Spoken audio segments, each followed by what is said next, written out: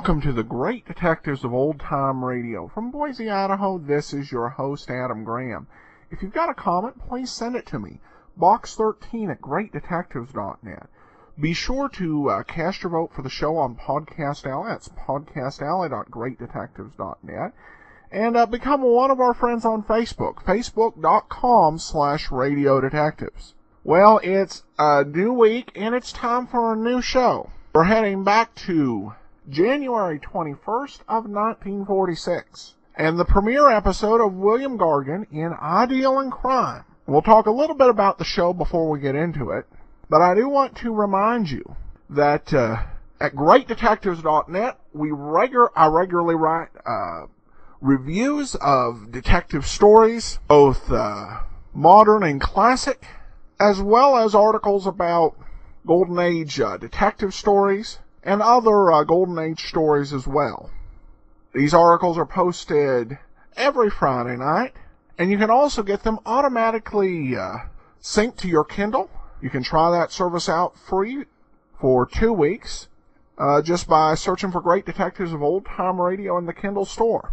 Well, William Gargan, at this point in his career, as we're about to get into today's episode, had worked his way up through pictures and through the theater since about the mid-20s. His motion picture work had even won him an Academy Award nomination for his role in They Knew What They Wanted, where he had to struggle with a scene-stealing Charles Lawton. However, with many actors returning from the war, work became scarce for many on-screen stars, so Gargan turned to radio. He did a lot of detective shows, partly because unlike most or nearly every other actor to play a detective role on the radio or television, Gargan had actually been a real-life detective and store investigator, about a combined year over the course of 2 jobs. So he brought some genuineness from it. He came from Brooklyn, and as his father was a bookmaker, he had knowledge of a lot of the characters and types of characters that inhabit these detective stories. Indeed, he ended up playing a detective a lot on screen, including 3 movies as Ellery Queen. Ideal in Crime was one of the earliest of the hard-boiled detective shows. In the early 40s, with Michael Shayne and Sam Spade in The Maltese Falcon, hard-boiled detectives hit the motion picture screen. But it wasn't until 1945 in Rogues Gallery, which you'll hear next week, that the hard-boiled detective came to radio. ABC, which was a pretty, still a new network after being split away by the FCC from NBC, where it was known as the Blue Network, wanted to take the lead in the hard-boiled detective genre. So they ordered 4 new shows that all premiered on this same night in 1946, including 2 hard-boiled detective shows. The other one was The Fat Man, which we'll hear in a later season, and that was honestly a better detective show. Here we kind of see Gargan in this episode, and throughout the Ideal in Crime series, kind of warming up to the radio detective hard-boiled role. But this, like I said in a recent review, this show gets better as we listen to the later episodes. So we're going to have this one for 3 weeks, and here is Bodyguard to Laura Shields.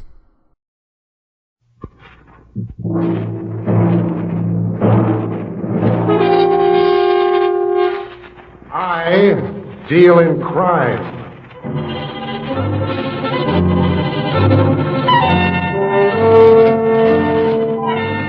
The American Broadcasting Company presents I Deal in Crime, starring William Gargan as Ross Dolan.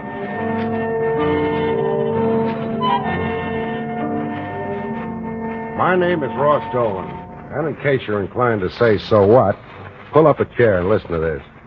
I've been a private investigator for 10 years, except for a short hitch in Uncle Sugar's Navy. I've been a seaman on an LST, a gunner on a PT boat, and even made a parachute jump. That last I don't care to discuss. And just yesterday, they decided to get along without me, so I found myself on my way back to my old hangout, My office in the Melrose building. It was 8 o'clock at night, raining cats, dogs, and several other forms of livestock. I shrugged my way through the main door. Nothing had changed. The foyer still had those silly gilt figurines chasing each other around the molding. The tile floor hadn't split any wider, and the paint was just as cracked as before. Even the elevator man hadn't changed. He just added another dozen wrinkles to that piece of saddle leather he called a face. I called 4th floor. Okay. His light blue eyes lit up with a friendly gleam you find in a pair of 2-cent marbles. The floor slid past as we went up. Finally, the rickety old contraption slid to a stop.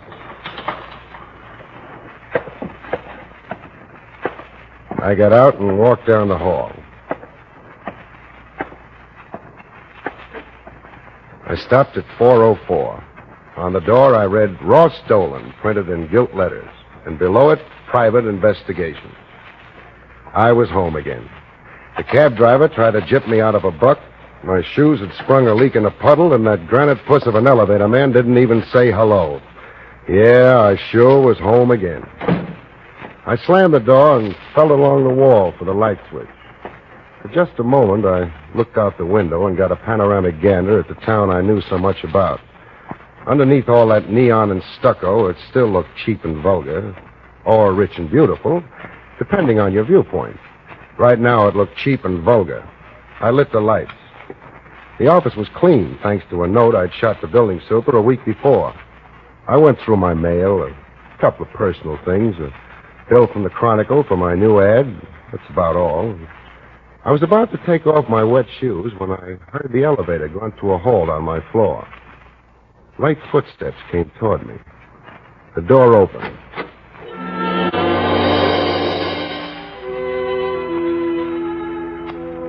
She was the kind of a dame you see only in a dream. Tall, dark, and eyes that look as deep as a quarry pond on a quiet afternoon. This baby was class from head to foot, and from elbow to elbow. She seemed surprised to see me and turned to go. Wait. What's your hurry? Sit down. Take it easy. Riding up and down that elevator is quite an emotional experience. I came up here to see Ross Dolan. Well, that's fine. You came to the right place. But you're not Ross Dolan. You're a sailor. Oh, you're wrong, beautiful. I am Ross Dolan, and I'm not a sailor. Uncle decided he could get along without me after today. Uncle? Yeah, Uncle Sugar. Uncle Sam. Otherwise known as the United States. Oh, that. That. Mr. Dolan, if you're just out of the service, you probably are in need of a job. Would you like to make some money? I'm afraid I would. Money and I have been strangers lately. And should I employ you, can you furnish references? Oh, get out your pencil, lady, and start writing them down. Or would you rather take a fast peek at my file cabinet there? Well, there's the National Life, the American Bank, Johnny Briggs down at Homicide, and... well, shall I go on? There's 10 years of references in that gadget. What are your charges? $25 a day plus expenses. I see. Just what is this job? And, not to be too pressing, just who are you? I'm Laura Shields, Mr. Dolan. And I want you to be my bodyguard. Oh, now, look, if it's just one of those tail around with me and see the big bad man doesn't hurt mama gags, you could do with a cheaper man. Get some character who's short on brains and long on muscle. You're talking yourself out of a job, Mr. Dolan. Do you want it or don't you? Definitely, I do. That's better. My husband and I are living in our house at Laguna Beach. He's John Shields, a promoter. Oh, I've heard of him. Could you come down tomorrow? I guess so. Give me the morning to walk up 2 flights and save 10, and I'll be all set. Ought to be there around 3 or 4. Oh, fine, I'll expect you. Here's a check for 2 weeks as a retainer. You were pretty sure of me, weren't you, Mrs. Shields? Not at all. You'll notice that I've left the top line vacant. Oh, yeah, so you have. Well, I'll see you tomorrow, Mrs. Shields. And by the way, just what am I supposed to guard you against? Myself. Guard you against yourself? Oh, suppose we drop the double talk and get down to straight language. You want it straight, here it is. I'm afraid I'm going to kill my husband. You don't need a private eye, lady. You need a doctor. Or the cops. Why don't you go to them? I couldn't go to the police. You see, I love my husband. But he's been playing around with someone else. So, it's like that, huh? And I haven't been sleeping well. Recently, I've had dreams. I dream I'm killing him. Now I'm afraid. Don't worry about dreams, Mrs. Shields. They can't hang you for dreaming. But they've been getting worse.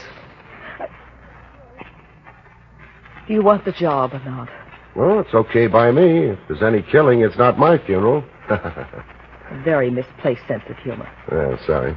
When you get to Saguna Beach tomorrow, register at the Seahorse Inn. There'll be a room waiting for you. Hey, that's a classy foxhole. And, Mr. Dolan, I hope I can trust your discretion. If word of what I was doing got out, people might think there was something wrong with me. If people knew what I was doing, they'd think there was something wrong with me, too.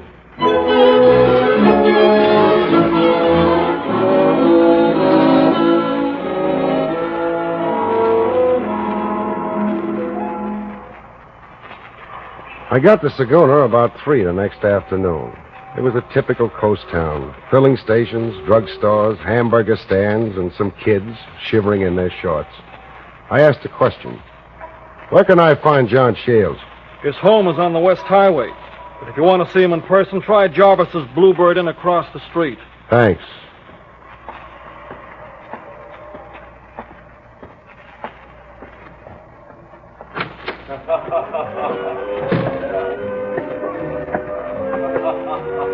There was a trio there trying to play like Paul Whiteman.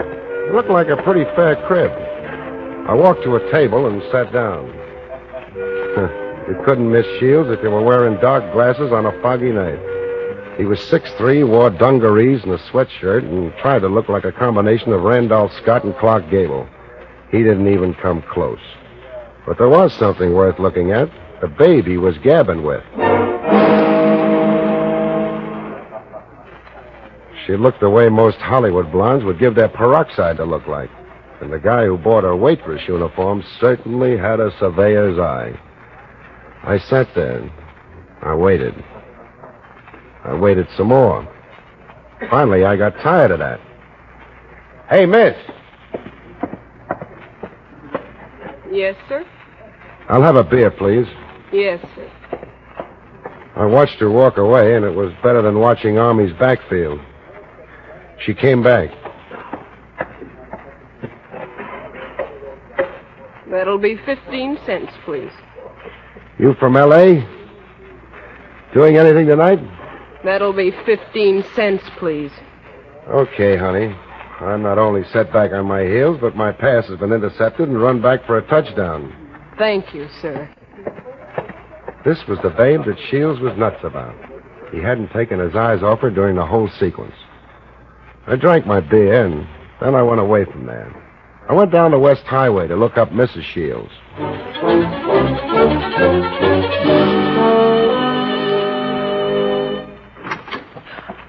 Mr. Dolan. Oh, I'm so sorry I wasn't home when you called before. But I had some errands to run, and... Come in. Thanks. And here, the living room. And sit down. Have something? Drink? Sandwich? Cigar? No, thanks. It's almost 7, and John will be home directly. When he comes, please pretend that you're an old friend of mine. You met me in... San Francisco. Okay by me. And I'll call you Ross, and you must call me Laura. That will ease things up a bit, and, you won't mind being an old friend? Lady, please. What have you been doing the past 4 hours? Oh, nothing much. Looking over Saguna Beach, watching your husband. John? Is he down at that... with that... If you mean was he down at the Bluebird with the blonde, you can pick up your dots. There are times when I could... Laura, hey, Laura, where are you? That's John. Shh. And remember the time we had all those dances on the roof? Well, what's this? Old home week? Oh, darling, this is an old friend from San Francisco, Ross Dolan. Ross, this is my husband, John. Hiya, Ross. Hello. You better get going with the canapes and the drinks, Laura. We're having a party. Oh, darling, again? Yes, again. Invited Sims, the writer, Judd, the golf pro, and my dear, dear friend, Bill Jarvis. Jarvis? Yeah, you sort of met him this afternoon. He runs the Bluebird. Oh, yeah. And old Phineas will be here, too. Oh, John, please, not Phineas. Yeah, Phineas. Phineas, Ross, is the old man who lives in our beach shack down below us. John gives him a little money once in a while, but, oh, he's so dirty. John always teases the poor old thing. Yes, sir, old Phineas. Sure is my meat. Oh, dear, please, not with Ross here. Who cares about him? Your friend, not mine. Let him in, Laura. And break out the drinks. Oh, Mr. Jarvis, come in. Hello, Mr. Shields. And Phineas, how nice to see you. Glad to see you. You sure look tipped-top, Mr. Shields. Never saw you looking better. Yep. Look as fit as a fiddler crab. Ross, this is Phineas Baxter. And this is Bill Jarvis. Glad to know you. Howdy. This is Ross Dolan. Seems to me I've seen you... Oh, yeah, sure. You were in my place today. Well, Phineas, tell me, how's the beachcombing today, huh? Scraping much away from that old devil sea? I do all right, Mr. Shields. Mr. Shield, what kind of talk is that? You know, Dolan, Phineas here is something of a local celebrity. He's an author. Jonathan, please. Yes, sir, he's got something other folks in Saguna haven't got. But then, who wants it? You're quite a comic, aren't you, Mr. Shields? Ever thought of going on the stage? No, Mr. Dolan. Mr. Shields just having a little mite of fun at my expense. I don't mind. Yeah, that's right. John always ribs old Phineas. Forget that, you fellas. What did you mean by that crack, Dolan? Oh, nothing. Backing down, huh? How'd you like a good punch in the nose? John, he's our guest. He's your guest, not mine. I want you to make passes in the cafe this afternoon. Now I find him in the house making passes with my wife. You sure get around, don't you, Dolan? Put your hands down, Shields. You're making a chump of yourself. Is that so? Well, take a look at this. Well, if you want it that way. John, are you hurt? I reckon he got on the wrong side of you, mister. Yeah, reckon he did. You should have known that my wrong side is my right side. You'd better trot down to the local barber shop with me, Dolan. That eye of yours is breaking out in more colors than the Sunday supplement. Oh. Call me later, Ross. Say in about half an hour.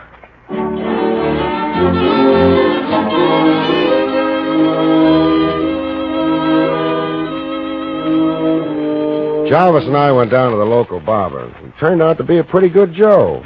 In about an hour or so, my eye looked almost human. When the barber got through, I walked into the phone booth and got Mrs. Shields on the phone.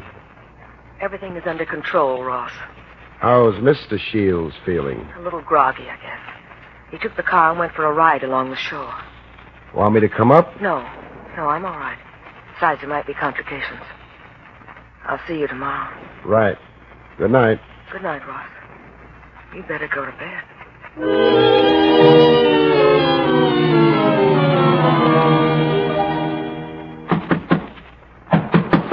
Yeah? Who's there? Police, open up. All right. 1 o'clock in the morning. What a time to entertain a flatfoot. You Dolan?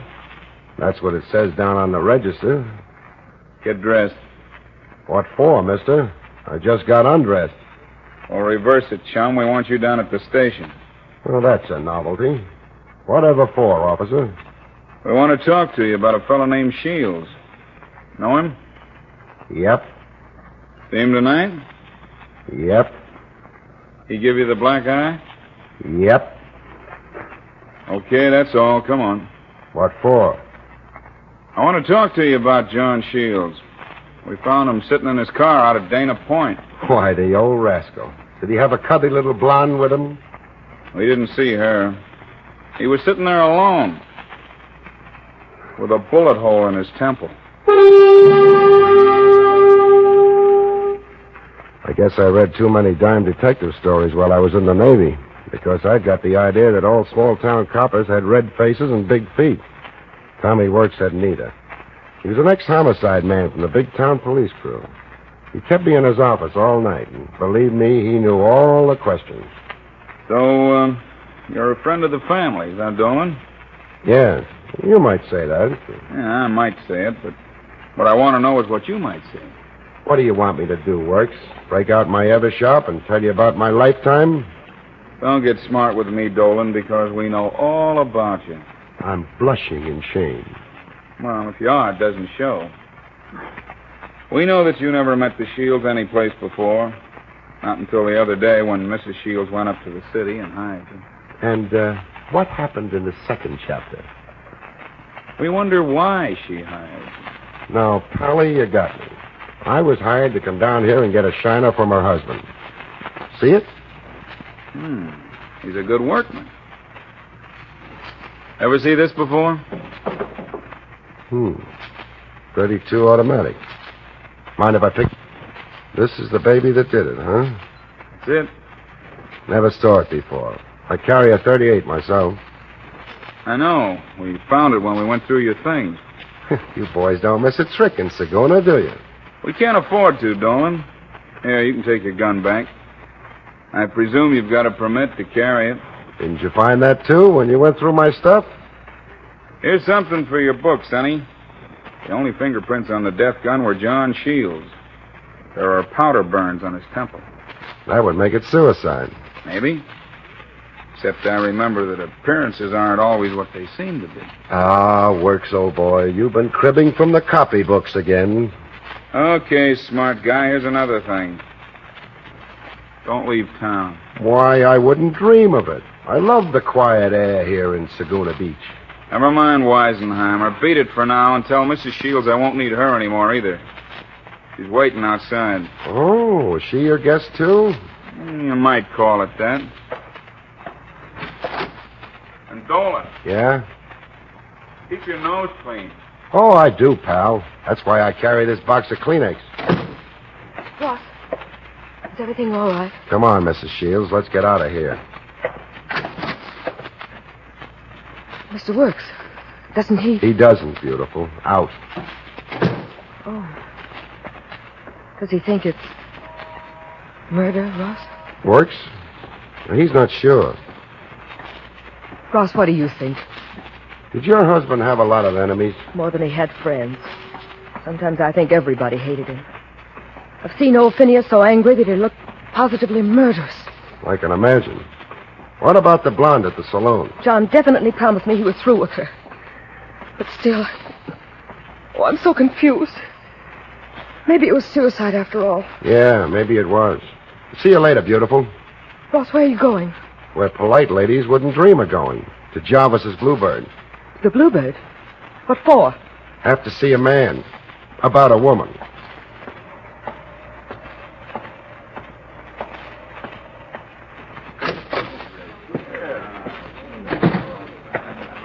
Hiya, Jarvis. Well, if it isn't my black-eyed friend, Mr. Dolan.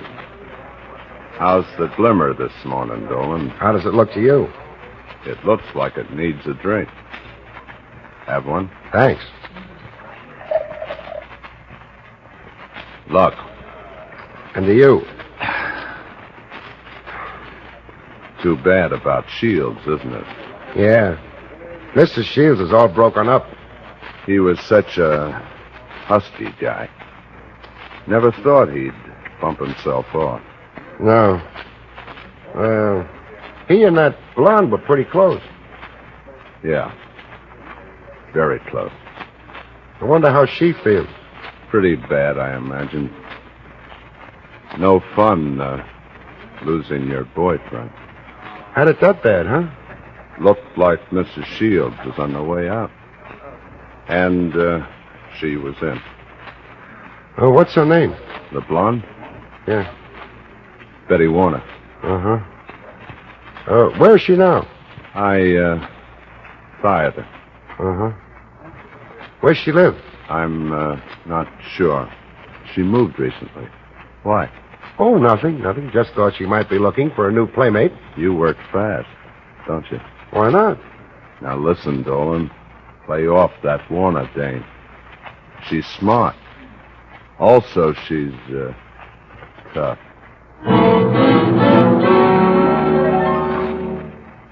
Jarvis was right. The Warner babe was smart. It took me half the morning to get her address. I finally located her in a motel out of town a ways. I took a cab and pulled up and started to look around. What do you want, mister? I'm looking for Betty Warner. What's her number? Nobody want to live in here, mister. Well, maybe she's using another name. She's a gal about so tall with blonde hair, and she walks like this. On you, it don't look good. Oh. There's a girl who might be your friend down in cabin 8. Thanks, pal. What might your name be? It might be Smith. Yeah, that's what they all say.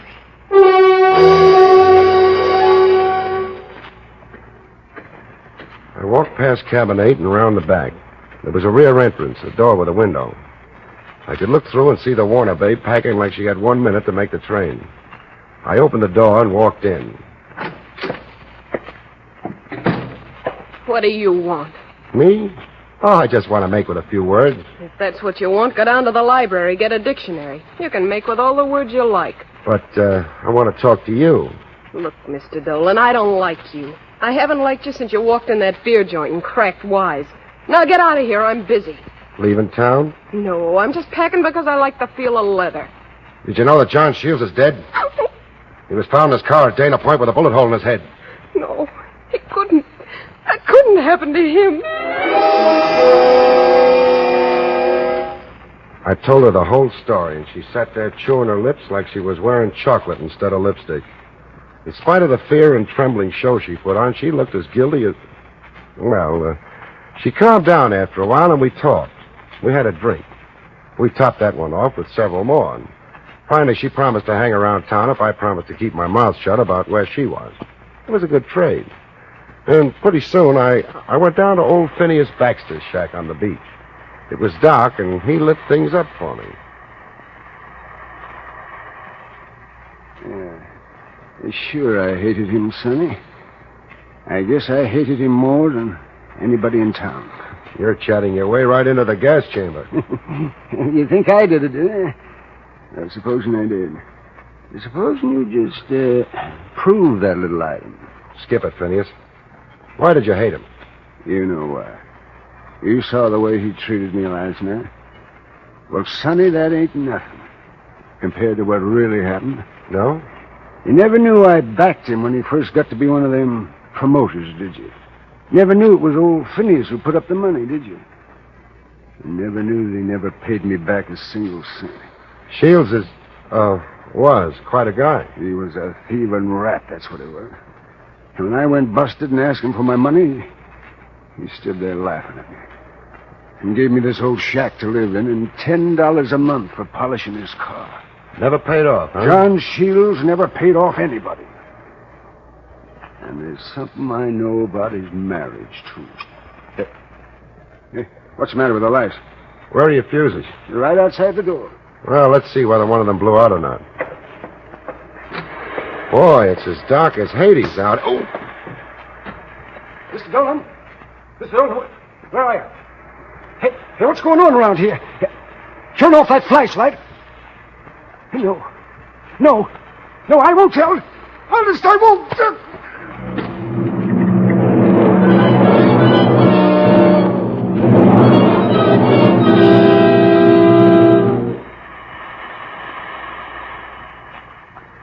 The noise boomed around in my head, and I was sure I was back on the beach at Okinawa with the guns going full blast.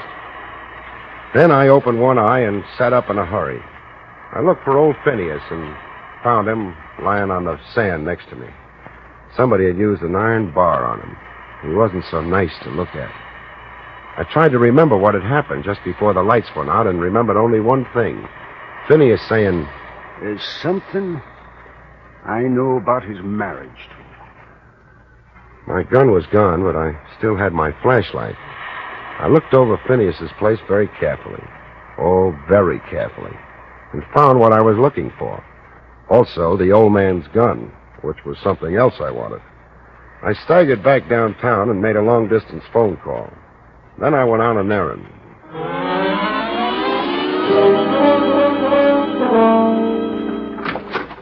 Ross Dolan. What's wrong, baby? You seem surprised to see me. It's rather late for a visit. Besides, I'm in seclusion. Yeah. I'm beginning to get the drift of the whole thing. Where is he? There's no one here. Oh, you're drunk. Look at your head. It's all bloody. I'm going to call the police. You're not going anyplace. Where is he? Let go of me! Let's drop the injured and grieving wife pose, huh, baby? Where's Jarvis? How do I know where Jarvis is? What are you talking about? It's a little late, Mrs. Shields. When I looked around Phineas's shack, I found out all about it. I found the old man's scrapbook. Or didn't you know he kept one? Ross, listen. Listen. Let me tell you all about it. Baby. Let me tell you. You wanted to get rid of John Shields the worst way, and you hoped to set me up as a fall guy. Or the dame down at Darvish's joint. She could be a fall guy. You're crazy. I could have divorced him. It doesn't gel, beautiful. You forget the scrapbook. There's a little item in there. It tells about a woman who was paroled from a mental hospital into the custody of a man who married her. A man who wouldn't divorce her because he was in love with her. Oh, yeah, Shields was a louse, all right, but he was in love with you. That's why he was making a big play for the Warner babe, trying to make you jealous. But you were nuts about Jarvis, who was an ex-con. I could kill you. Like you knocked off Shields? When he went for that ride, you were in the back seat. You fed him a Mickey in his last drink. Then you took his gun, held it in your handkerchief, and shot him through the temple. Ross, listen. Listen, I didn't do it. It was Jarvis. He did the whole thing. He planned it all by himself. He forced me to help him. Okay, Laura. I might have known you'd pull that. Reach, Dolan. I was afraid you weren't going to make it, Jarvis. Or were you in the kitchen all the time? You're a pretty smart handy-andy, aren't you, Dolan? Just stand where you are. You were the one who knocked off the old man. You followed me, didn't you? You're talking, Dolan. And you killed old Phineas when you saw he was going to spill. I think I'm going to let you have it. No, you fool. Someone will hear the shot. So what? I've got Dolan's gun. I'll hold it in a handkerchief like you did to your old man. Then you'll find the body. Just like that, huh? Yeah. Just like that. Well, Dolan, it's been nice knowing you. Like they say in Spanish, hasta mañana. Yeah. Hasta mañana.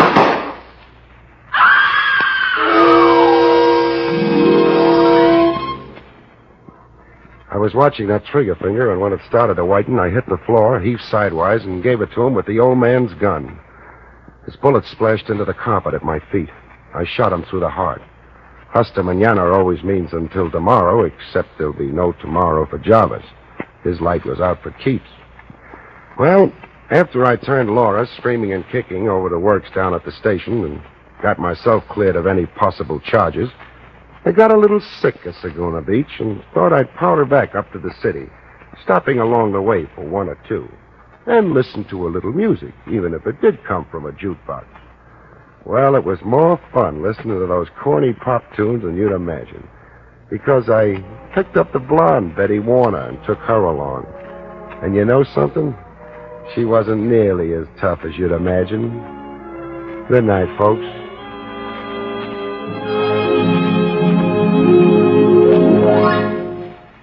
Don't forget to listen again next week, same time, when you will hear William Gargan say, I deal in crime.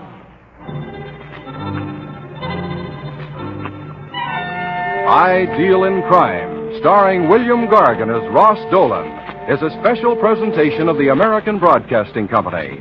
Written by Ted Hediger, directed by Leonard Reig, with original music composed and conducted by Skitch Henderson.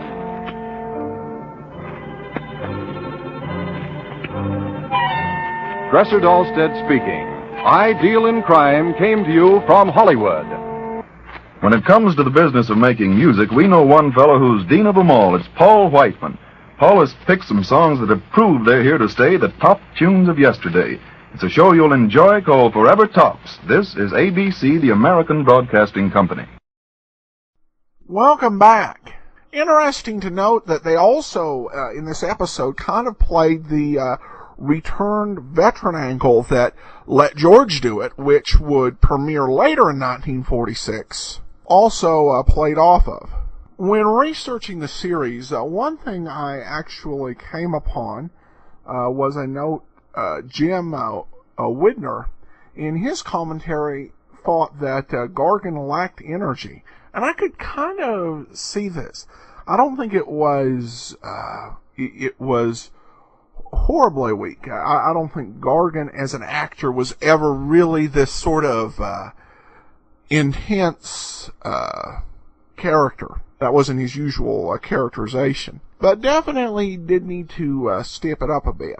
And I think you'll see that he did in future episodes of this series, as well as in the next Gargan series we'll play, Barrie Craig, Confidential Investigator. Well, we have a comment on another show that we used to do on Mondays. Pete writes, regarding Box 13, I first found Box 13 on CanX 1070 in Los Angeles, when that news station would devote 2 hours of programming each day to golden age of radio. They eventually stopped running the shows, unfortunately, but by then I'd purchased cassettes of Box 13 through Radio Spirits. I'm thrilled that all these great shows are now available for free as downloads, and appreciate the good people who upload these shows via blogs and websites. My top favorite shows are Box 13, Nightbait, Tales of the Texas Rangers, Dragnet, and Richard Diamond. Well, thanks so much, Pete, and that's certainly a good list. All right, well, we'll be back tomorrow with our very last episode of Nero Wolf. As I mentioned earlier, next week, Rogues Gallery will be coming to you on Tuesday. And join us next Monday for another episode in I Deal in Crime. From Boise, Idaho, this is your host, Adam Graham, reminding you to send all your comments to box13 at greatdetectives.net and to follow us on Twitter at Radio Detectives. But for now, I'm signing off.